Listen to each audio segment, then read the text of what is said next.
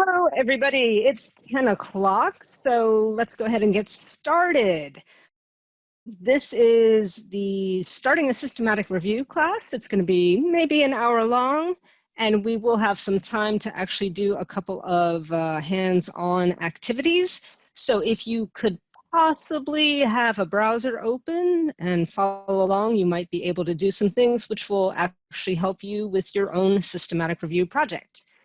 My name is Kate Krause, and let's see if I can switch to the second slide. My name is Kate Krause. I'm one of the librarians at the MD Anderson Cancer Center. My colleague, Soraya Layton, will be helping me today. This is just my second class teaching with Zoom, so she's going to be helping me with some of the technical problems and letting me know if my screens are right. We will be recording this session, we're doing a series of classes on systematic reviews. This is just a very introductory level for people who are basically new to systematic reviews or just have a little bit of experience.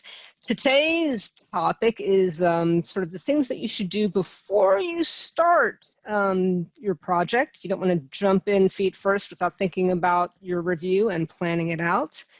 We'll be doing some more classes, one approximately each month. So if there's anything in particular that you're interested in, just drop me an email. Let me know what you are interested in us talking about. Or if you have any questions just for your own personal project, I can help you that way. So I love systematic reviews. I can talk your ear off about them. I often do. And that's why I don't get invited to parties very often. But it's a lot of detail. It's a very detail-oriented kind of project, and there's a lot of things to learn before you start. So we're going to be using a web page, a library web page. It's called a research guide or a LibGuide, and this is where we have put in a lot of information about all the different steps of the systematic review process. And this is sort of the basis of how we're going to be conducting this class. I think Soraya has emailed you guys the link, so if you want to go to the research guide and click on some of the things that we'll be talking about, you can do that, or you can just follow along on the slides and what I do in the class. Either way, it's up to you. Today's class is really, it was titled Starting a Systematic Review Project, but this is really kind of the things that you should do before you even begin. And what we'll be going over today is making sure that there isn't already a systematic review on your topic, because then you would be wasting time. We'll also be going over if the journal that you hope to publish in, if they have any special requirements for formatting and tables and guidelines and things like that, how to figure that out. That's good to know before you start. How to write a protocol that plans out your project, and how to do a scoping review, which is sort of, it can mean a lot of different things, but in this particular case, doing a scoping review kind of helps you figure out if your topic is viable or not. So we'll go over that in pretty much that order. Okay. I am going to switch to that LibGuide, that research guide that helps you go through all the steps and gives you lots of information. So let me see if I can share my screen. This is basically where we're going to start. You can get to that research guide I mentioned through here, or you can go to it from the URL that Soraya gave you. And the introduction is right here. So the first topic is to make sure there is not already an existing systematic review on your research question. This is important to know because if there is already one, you really should kind of change your topic. It's not useful to have two systematic reviews on the same topic. But just because there is already one doesn't mean you can't do it. If there is a systematic review on your topic and it's, let's say, 10 years old, well, then it might be out of date and it's perfectly fine for you to go ahead and do a new one. Or if there's one that's out there on your topic and it is of low quality, you think, well, then it might be a good idea for you to go ahead and do a new systematic review on that same topic. So what we're going to do is show you how to find out systematic reviews on your topic, and it's really pretty easy. In our research guide here, we're going to click on searching. There's a lot of information here, a lot of different tabs, but we want to go to searching for right now. And like I said, you can either follow along or you can click on these links that I'm about to show you to find existing systematic reviews. It's all the way on the right-hand side, right here where it says find existing systematic reviews. There's two main ways to do it. You can look in Pubmed. They make it pretty easy to narrow your topic to systematic reviews only. And Prospero is also another good place to look for them because this database will show you systematic reviews that haven't been published yet, but are in process. So first off, let's go to Pubmed. You always want to go to Pubmed through our library webpage because that way you can access a lot more things than if you just went to Pubmed on your own. So somebody in the chat, give me a topic to search for so I can demonstrate how to find systematic reviews on that topic. Any topic. What have we got, Soraya? Exercise.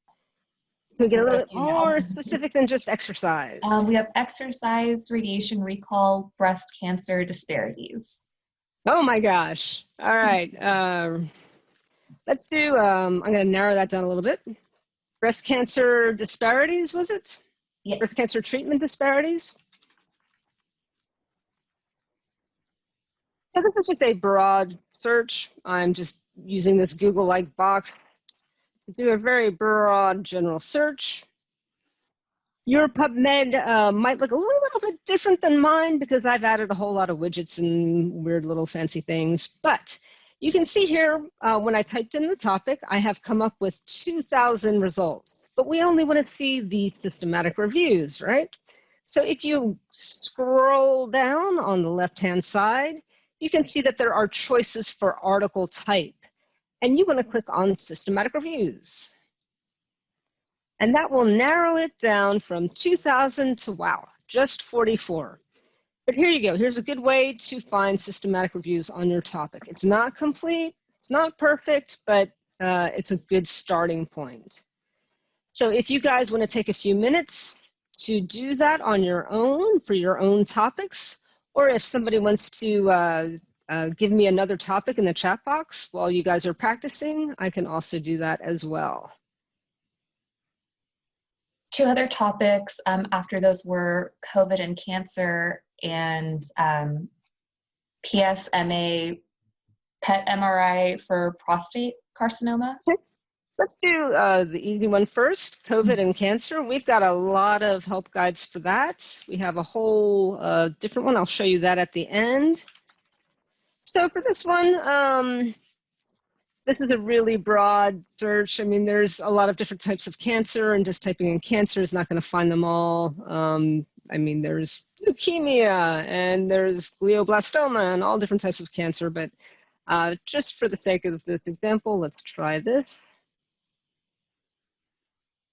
So it is still remembering that I want systematic reviews. I don't have to click on that a second time. And it's coming up with about 86 results. You can scroll down these. One thing I want to show you is that you can change the way Pubmed looks, because right now it's just giving you the title and sort of a little snippet, just one or two sentences from the abstract, which can help a bit. But if you want to see the entire abstract in your list, you go up here to display options and change it to say abstract. And there you go. It'll make your list a little bit longer, but at least you can see the entire abstract and figure out exactly what it's really about.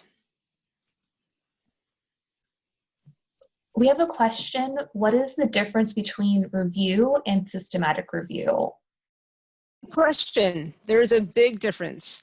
A regular literature review, which can also be called a narrative review, a traditional review, it can be called a lot of different things, is a great resource. It will quickly summarize a question and some of the articles that are about that. But it is sort of, the people who write regular literature reviews can choose any articles they want to. They can choose 2 or 5 or 10, and maybe just the ones that they find in English. It's not a very thorough, comprehensive kind of literature review. A systematic review, on the other hand, is one that tries to find all of the evidence answering a particular research question. I mean, all of the evidence, even unpublished studies. And then it evaluates all of those studies and presents only the best, highest evidence, the best studies that are out there. There are a lot more standards and guidelines and rules about doing a systematic review. For just a regular literature review, you can kind of do it sort of any way you want to. Does that answer your question? Okay, great. So I see somebody's asking a question about PSMA. I can help you with that. There's some other things that we would have to do for that particular topic, but we'll go over that a little bit, just you and me together. Email me after the class, okay? All right, so that is one way to find systematic reviews on your topic. It's also kind of helpful because you can see how other people have done systematic reviews on similar topics, and it kind of gives you a little bit of helpful guidelines, not guidelines, but helpful examples on how other systematic reviews on related topics have been done. I just want to show you that other resource I was talking about. So I'm going back to the research guide on our library webpage. We're still on that searching tab. And I'm going to go down to Prospero. I'm going to click on that link. It's an international organization that tries and helps people register their systematic reviews. Some journals require this. A lot of journals require this now.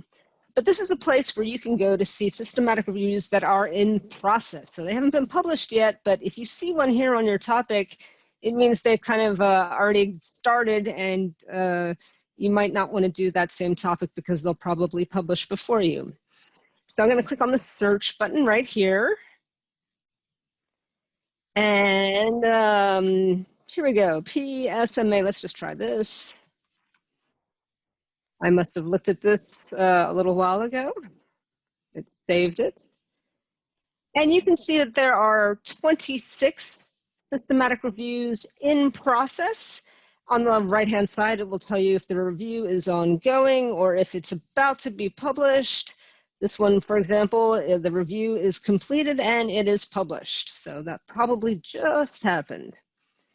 This is also a very nice way to see how other people have conducted their systematic reviews. You get a lot of information in here about their methods. These are sort of descriptions of how they are going to do their systematic reviews. Very helpful. We'll be looking at this again when we talk about protocols, because basically these are protocols. These are the plans of how people are going to do their systematic reviews. So doubly helpful for one, seeing if anybody's already working on your topic, and two, for seeing how people are doing their methods for their systematic reviews. So Prospero is great. Use it. Okay, so that is basically how to find systematic reviews that have already been published or are about to be published. Let's go on to the second topic, which is finding if the journal that you would like to publish in has particular guidelines or requirements. This is helpful to know before you start your systematic review. So what we're going to do is, this is actually not on our research guide, but I will add it by the end of the day. For right now, we are just going to go to, where is it? Here we go. This is a great website. And Soraya, can you send them the link to this in the chat box? Yes, I'll do that. Thank you. This is from the University of Toledo Library, and they have gathered all of the journal's instructions for authors here. Because sometimes they're a little bit hard to find. I mean, you can look up the New England Journal of Medicine and then kind of look for the instructions for authors, and then try and find out their particular instructions for just systematic reviews and meta-analyses. It a little more difficult than you would think. So what this wonderful library in Toledo has done is gathered them all here for you. So let's see, I'm gonna look up, actually I've got one up already. If you type in, I looked up at JAMA, you know, one of the big top 5 medical journals, and this is what they require for authors who want to write systematic reviews for JAMA. It's just kind of an interesting example. So the top paragraph basically tells you you can't just submit a systematic review to the journal. You have to contact them beforehand and make sure your topic is okay and that they might possibly consider accepting it. So a lot of the bigger journals do that. They also tell you, you know, the standard things, word length and all that kind of thing. But for systematic reviews, they have some special requirements. You have to have a Prisma flow diagram, which is pretty standard. Most systematic reviews require a Prisma diagram. You also have to have a table that rates the quality of the studies you include. So that's a very specific requirement. And you need to follow the Equator guidelines. That is Equator has different guidelines for different types of articles. And I know just because I've looked at it before, Equator basically just says you have to use the Prisma flow diagram and the Prisma checklist and a couple other things, which we'll be going over later classes. The basic idea here is that certain journals have specific requirements for how you conduct and how you report your systematic review. And that is good to know before you even start, because that way, as you go through the systematic review process, you can be sure that you are doing those things that they want you to do. So back to the University of Toledo webpage that lists links to all of the journal's instructions to authors. If y'all would like to look up some of the journals that you're interested in, that would be great. We'll take a few minutes to do that. And if some of you don't have a web browser up, if you want me to type in a particular journal, we can take a look at that. Okay, so let's take a look at Nature. Oh wait, no, it's the NEJM. Let's try that. Nope, didn't like that. I guess I have to spell it out.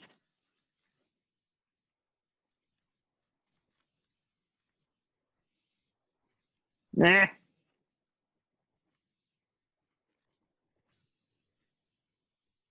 Oh, darn it.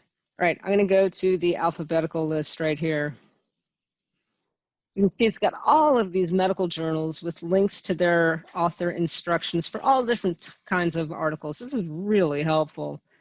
Where is New England Journal of Medicine?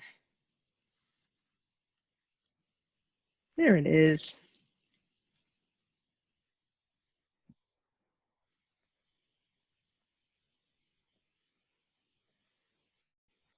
So still a little bit confusing on some of the journal web pages as to finding out if I want to write this type of article, what do I need to do? I think for this one, let's see, let's go to determine your article type. Wow, way too much information here. Let's see, where would systematic reviews be? Let's look at original research.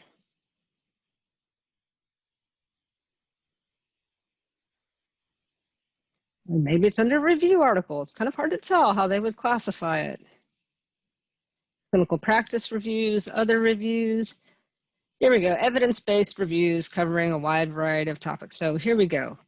We've got an example. They don't seem to have many requirements here, just number of references, 5 max on figures and tables. Different journals have different levels of requirements for systematic reviews in other types of journals. it's always good to take a look and find out the journal that you would like to publish in and what they need. And hopefully you'll get accepted in that journal after having done all that work. So, okay, any questions about the journal requirements? I would suggest that everybody does the Prisma flowchart and the Prisma checklist. Those are two things that are pretty standard with most journals. And even if they don't specify it, you'll notice that the better journals all use those two things. Let's go back to our library LibGuide, research guide on systematic reviews. We've gone over the first two topics, making sure there's not already a systematic review on your topic, and looking at the journal of your choice to see if they have any special requirements. Let's take a look at developing a protocol now. You need to develop a plan of how you're going to do your systematic review. Sometimes these are even published so that they can get peer reviewed. It's really kind of interesting. So people actually publish, this is how I'm about to do my systematic review, and they publish that as an article, which I kind of find mind-boggling. But yeah, it's kind of important to make sure that if you're doing a really a review in a really high-impact journal, you want to make sure that you are doing it right so that it has a higher chance of getting accepted. So we have a tab right here on designing the protocol on our library research guide for systematic reviews. Designing the protocol, there's a whole lot of information here. Right now, what I want to mainly show you is the one in the middle, the Prisma P checklist of items that you should include in your protocol. So Prisma is an organization. Prisma P stands for protocol. So this is basically just a list of things that you should think about putting into your protocol, your plan, things you need to think about before you start doing your systematic review. So Sarai, did that PDF come up okay? Can you see it? Yes, we can see the PDF. Wonderful. So this is basically just an outline of your protocol. The most important part is in the methods section here. You can see here that before you even start doing your systematic review, you have to establish your eligibility criteria. And what that is basically you have to decide ahead of time what types of studies you're going to include in your systematic review. Are you only going to be including randomized control trials, or all different kinds of trials, or observational studies as well? There's 100 different kinds of studies, and you need to determine which are the best kinds of studies that will answer your specific research question. Eligibility criteria also includes things like what kind of patients do you want these studies to be about? Is it only adults? Is it children as well as adults? Is it people with a particular kind of cancer at a particular stage? Is it people who have other comorbidities or not? You need to think about all of these things ahead of time before you even start. And that way, by establishing your eligibility criteria, you'll have a checklist. So once you find all of your studies, you can just look at your checklist and say, nope, that's the wrong age range. Nope, that's not the right kind of cancer. Nope, we're not going to include that. Or yes, this one looks perfect. Let's include that. Really helps you a lot. Some of the other things mentioned in the methods section, for example, you need to think about where you're going to find the studies. What databases are you going to look in? How are you going to search them? How are you going to extract the data out of them that tells, specifically answers your research question? Does this drug work for this particular disease? And how you'll measure that. Lots of information like that. This is a wonderful, wonderful, helpful, quick little 2-page document that will help you plan out your systematic review. So, Prisma P, highly recommended. Any questions about protocols? Let's get back to our research guide. We also took a quick look at Prospero when we were trying to find systematic reviews that were already published on our topic. Prospero will also show you other people's protocols for their systematic reviews, so that can be really helpful too. Let me see if I can get back to that. Where was that? Here we are. So for example, let's just choose one of these. I do not even know what PSMA targeted radio tracers are, but here is a great protocol that tells how this group is going to do their systematic review. So you can see it specifies the patient population. It tells you what keywords and what databases they're going to use. It has the link to their actual search strategy, all of the terms that they searched for in the databases. It depicts exactly what kinds of studies they are going to include in their systematic review. It tells you what they're not going to include, such as case reports, conference abstracts, et cetera, et cetera. This is a great way to learn sort of basically the whole systematic review process and how to plan a protocol for your own project. Really great examples here. Really, really helpful. So any questions about protocols? A lot of journals now require that you register your protocol at the Prospero website. A lot of people honestly don't like to do that because they're afraid that other people will copy their ideas. So they wait until the very, very last minute to register at Prospero before they publish. It's just the way things are done. And I understand their worry. We have a question that says, okay. Do we need IRB approval? No, you do not. For a systematic review, you're not working with specific patient information, so you don't need to go through the IRB process. Good question. Let's move along to doing a scoping review. This is the last item on our agenda. A scoping review can mean a lot of different things, but for us, basically it is do a quick search in maybe just one database, maybe just Pubmed or whatever database you prefer, to see if your research topic is viable and to see if you'll find enough studies on your topic, or to see if you'll find too many studies on your topic. There's a quick way to do this. Let's go to Pubmed. So let's see, I know it's getting a little bit confusing here because I have so many things open, but if you scroll to the top of the library LibGuide, reference guide, if you hover over Find Information and click on Pubmed, you can get there.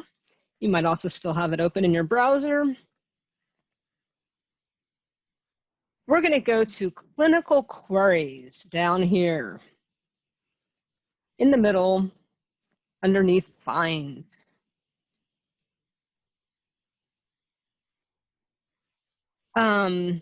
This is looking completely different than the last time I looked at it just half an hour ago, but I think we'll persevere and we'll be able to figure it out. Give me another topic, somebody, any kind of, or I will do glioblastoma. Okay, great. Glioblastoma is a type of brain cancer, isn't it? Brain tumor. And you can see here that we can narrow it down to therapy, clinical prediction guidelines, diagnosis, etiology, prognosis. Let's try therapy. And we'll keep it broad. This is not working the way it's supposed to. Let me try this over again, you guys. We seem to have gotten off onto some different part. I'm going to go back to the LibGuide. Yay. And I'm going to click on the searching button right here. Sorry about this, y'all, but this will work. I promise. I hope. Scoping search. We have some information over here on the right-hand side. Once again, I hope I'm not jumping around too much. This is on the searching tab. And scoping search. Let's go to PubMed Clinical Queries this way and see if that brings us to, yes, this is what it's supposed to look like. I don't know where we were just a minute ago, but that was not right. So let's type in glioblastoma here. And you can see here, we've got 3 different columns. All the way on the right-hand side is medical genetics. We're not interested in that right now. You can see here some of the systematic reviews that have been published on that topic. Doing it that way is not quite complete. I prefer the other method, but this can be helpful too. Right here is what we want for right now, to see how many studies we might get if we were going to do a systematic review on a topic. So for glioblastoma, you can see that there are 10,000 clinical trials. What this kind of does is it tries to help you quickly find randomized controlled trials, other types of clinical trials, any articles that deal with treatment or therapy or prognosis or diagnosis or etiology. It's really kind of a broad search. So you might want to try narrowing it down a little bit up here with whatever topic you're interested in. Let's try therapy and keeping it narrow. Let's get really specific. And now we've only got 423. So that's a lot better than the thousands we had before. I'm going to click on this See All button at the bottom. And that will bring us back to our regular viewing mode. So this is a good way to make sure that you'll find some studies on your topic. If you scroll through these, you'll get like an idea of what kinds of studies have been done. Also the amount of studies that you might find. So if I really did get 10,000 results, I would definitely want to narrow my topic. If I only get 10 results, I might want to go a little bit broader. So that's something to keep in mind. It's a good way to get an idea if your research topic is viable, and you'll be able to really complete your systematic review. So I'll give you guys a minute to play around with that. We have another question. It is, what is the difference between the broad and narrow? What are each limited to? Oh, yeah, that's a sort of a difficult question. So Pubmed has done this clinical queries kind of filter for you. You can actually see what it does, but it's complicated. It won't probably make much sense to you. Broad versus narrow is, how can I explain this in English? It's kind of a librarian thing. When you do a systematic review, there's always a balance between sensitivity and specificity. So you want to make sure you get all the studies out there that are relevant to your research question, but you don't want to get 50 million studies that are totally irrelevant and have to go through all of them to find just the 3 that are really, really what you need. On the other hand, you don't want to make your search terms so focused and so specific that you might miss some really relevant studies. So it's really a question of the search terms they use and what fields they're looking in. Are they just looking in the title and abstract fields or the subject fields? Are they including a really wide variety of different types of studies? Are they thinking of all the possible synonyms to identify the topic of interest? It's a lot of things like that. That's probably not the best explanation, but it's hopefully will do. Did that answer your question at all? There's a follow-up question that says, Great. Can you provide a filter to apply to broad results? And yes, thank you for the first part. I'm sorry, Sarai, can you repeat that question? I didn't quite hear or understand it. Yes. Can you provide a filter to apply to broad results? For right now, what we're doing is sort of just a quick and sloppy search with this clinical queries. This is not the way that we would actually search if we were doing a systematic review and searching for studies. So if I wanted to get more narrow, I would add more topics like glioblastoma and a particular drug name, or glioblastoma and radiotherapy. That's what I would do at this point.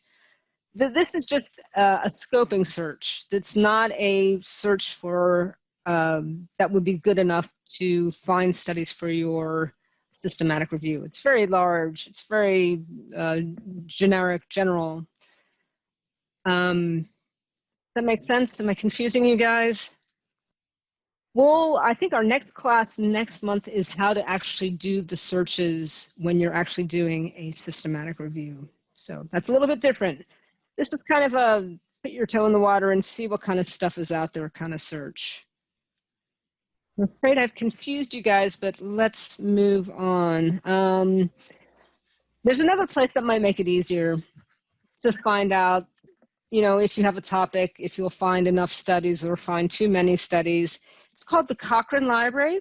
We are back on the research guide at the library. We're still on the searching tab, same place.